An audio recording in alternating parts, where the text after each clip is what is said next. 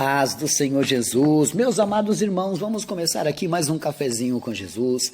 Eu sou o pastor Alex que apresenta o cafezinho e hoje nós estamos no nosso segundo áudio, né?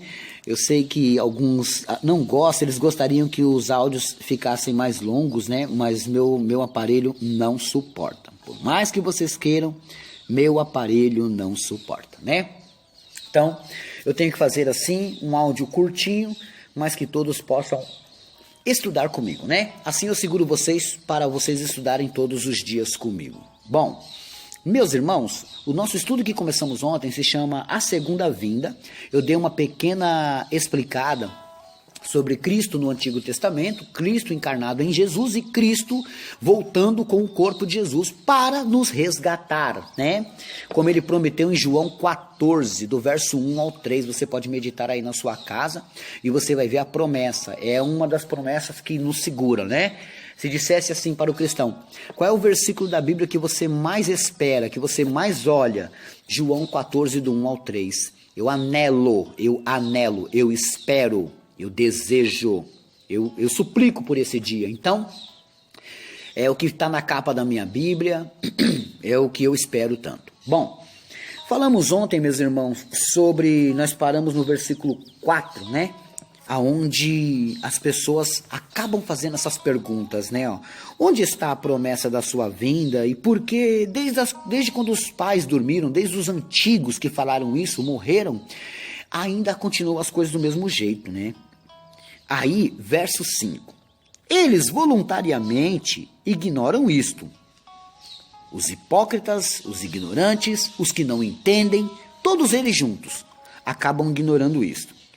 Que pela palavra de Deus, já desde a antiguidade, existia os céus e a terra. E foi tirada da água, no meio da água subsiste. Tá? Que ele está dando uma pequena clareza. Pelas quais coisas pereceu o mundo, de então coberto com as águas do dilúvio, né? Que ninguém acreditava que ia acontecer aquilo e aconteceu. Verso 7. Mas os céus e a terra que agora existem, pela mesma palavra, se reservam como tesouro e se guardam para o fogo, até o dia do juízo e da perdição dos homens ímpios. Então, existe uma data que só Deus conhece, existe um tempo, um dia, um momento que vai acontecer isso. Por isso que Jesus fala que temos que vigiar e tomar cuidado, porque Jesus pode vir como ladrão da noite. Por que ele fala que Jesus pode vir como um ladrão da noite? Porque o ladrão da noite, meus irmãos, não é que Jesus vai vir roubar a sua casa, não. É que Jesus vai vir como um ladrão vem à noite. Ele avisa que vai vir te roubar de noite? Não. O que ele faz? Ele vai vir sorrateiramente, e quando você menos perceber já foi roubado. É assim que vai ser o arrebatamento. Quando Cristo vir, quando a pessoa que não estava preparada perceber, ele já foi. É triste mesmo. Algumas vezes na minha caminhada com Cristo, cheguei na igreja e não tinha ninguém. Deu o maior susto. É que os irmãos tudo tinham ido para a casa de uma irmã fazer campanha, e eu não sabia que naquele dia não ia ter culto. Era uma igreja pequenininha que eu congregava quando eu me converti, né? Tomei o maior susto. Mas, fiquei? Mentira. Fiquei muito assustado. Então, meus irmãos, Pedro está deixando claro que na mesma palavra que falou que o antigo mundo ia perecer e pereceu, Pedro também está falando que esse também vai perecer. E está reservado para o fogo, será destruído, será queimado, para se fazer uma nova terra e um novo céus, né? Verso 8. Mas, amados, não ignoreis uma coisa. O que será que ele está falando para não ignorar? Que o dia do Senhor é como 1000 anos, e 1000 anos como um dia. Daqui você tira um cálculo. É só uma ideia. Quantos dias Deus levou para fazer o jardim, para construir o mundo lá no Jardim do Éden, quando ele começou a construir? 6 dias. E no 7º descansou. Então, total, 7. 6. No 7º ele descansou, ele não fez nada, então 6 dias. Se um dia para Deus levou 1000 anos, então ele levou 1000 anos construindo, cada vez ele foi fazendo uma coisa, né? Não que ele não tinha poder para fazer de uma vez, mas é o tempo dele, né? Ele não tem tempo lá onde ele está, mas quando ele vem para cá tem que ter tempo. Por quê? Porque aqui nós somos regidos pelo tempo. Nós somos. Então ele vai fazer de acordo com o tempo que a gente está aqui. Então, olha só o que está escrito aqui, ó. Um dia para Deus foi 1000 anos. 6 dias, 6.000 anos levou para fazer a terra. É como se fosse assim, só para você ter uma ideia. Então, meus irmãos, pode ser que Deus está dizendo assim lá no céu para o seu filho Jesus: olha, daqui a 2 dias eu vou destruir a terra e vou buscar, e você vai lá e busca a minha igreja. Tá bom, meu filho? E Jesus vai dizer: tudo bem, daqui a 2 dias eu vou descer e vou buscar a sua igreja. Só que 2 dias para eles lá seria como se fosse 2.000 anos para nós. Então daqui a 2.000 anos o mundo vai acabar e acabou. Pronto. Entendeu? A mesma coisa é quando você dá um passo no chão e uma formiga tem que dar vários passinhos para alcançar um passo que você deu. É como se fosse assim, ó. Um dia seu, para ela, é muito, muito mesmo. É muito longo, meus irmãos. Para nós é 24 horas. Para ela pode ser 2.400 anos. Para ela, para uma formiga. Compreendeu então essa lógica?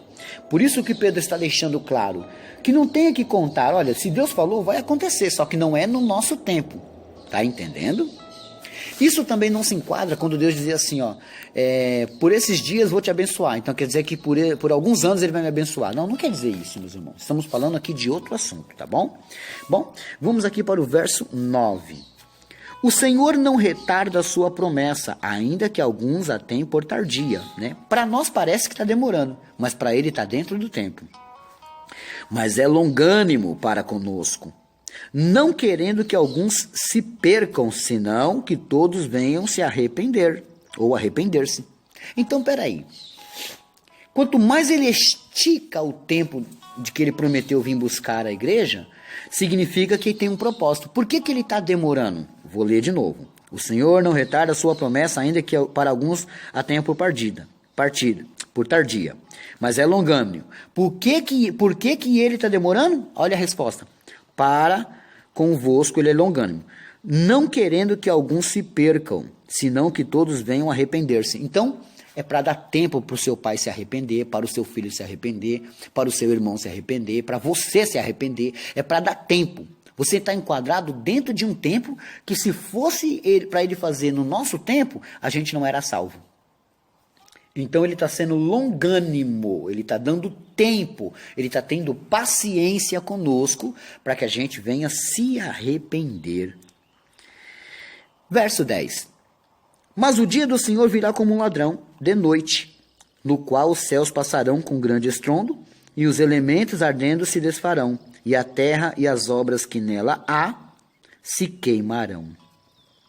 Veja que de novo o apóstolo Pedro repete a palavra que ele ouviu da boca de Jesus. Virá como um ladrão. Vai ser de repente. E o que vai acontecer? Vai ter um grande estrondo, os elementos ardendo em fogo se desfarão, e a terra e as obras que nela há serão queimadas, né? Então, algumas coisas vão acontecer, meus irmãos.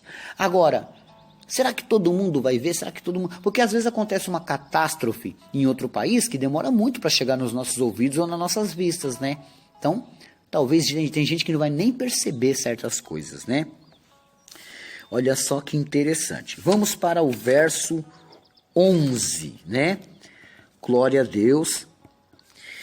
Havendo, pois, de perecer todas essas coisas, que pessoas vos convém ser em santo trato e piedade. Então, ó, havendo, pois, de perecer todas essas coisas, que pessoas vos convém em santo trato, olha só, que pessoas vos convém ser em santo trato e piedade. Aí você vai ter que viver dessa maneira, para que você possa receber essa salvação. Se não, meus irmãos, não adianta nada carregar o nome de Jesus e não ser o quê? Ter uma santidade da maneira que você vive. Santo trato, uma maneira santa de viver, né? e piedade. Então você com certeza pode viver dentro de uma igreja, mas se você não estiver de acordo com esse versículo está dizendo, infelizmente não sobe. Bom, eu paro por aqui. E amanhã a gente continua, meus amados irmãos, né? Glórias a Deus por isso. Deixa eu ver se eu tenho aqui mais alguns aniversariantes. Não tenho aniversariantes para hoje, né? Vamos de recadinho então, né? Ó. Olha só, minha conta no Bradesco, agência 0407, dígito 3, conta corrente 517642, dígito 5, Alexandre Souza do Carmo, né? Essa conta é para você depositar o seu dízimo, se você tiver com o dízimo parado, porque assim eu posso ajudar algumas igrejas e também as instituições que a gente ajuda, né? E para as próprias cestas básicas também, né, meus irmãos? Essa conta também é para você comprar seu PDF, essa conta também é para você me ajudar com alguma oferta, tá bom? Deus abençoe grandemente as vossas vidas. Pastor, fiquei sabendo que o senhor tem Instagram, eu quero seguir o senhor no Instagram. Olha só, o meu Instagram é Pastor Alex Cafezinho. É só você escrever assim, você já me acha. Pastor Alex Cafezinho, tá? E o seu Facebook, pastor? Meu Facebook é Alexandre Souza do Carmo. Alexandre Souza do Carmo, né? Glórias a Deus por isso. Eu paro por aqui, meus irmãos, e amanhã tem mais.